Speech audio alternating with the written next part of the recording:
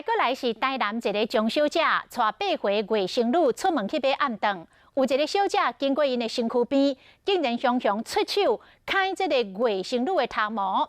这个阿妹啊是惊到哀哀叫，对方也唔煞过来呛讲，是安怎这个阿妹啊身躯会来放电的？讲到这应该就会知影讲，这个小姐恐惊是精神出状况了。你要做什么？你做什么啊？这个查某人摕安全帽仔面，无爱互人挖近。你走开！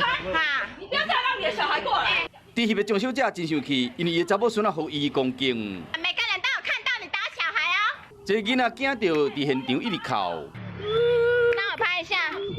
台南南区新好路昨暝发生这件代志，这个蒋小姐伫社群网站写讲，伊带查某孙仔出去买暗顿，这个查某人经过时向踹因查某孙仔的头毛，讲伊查某孙仔会放电。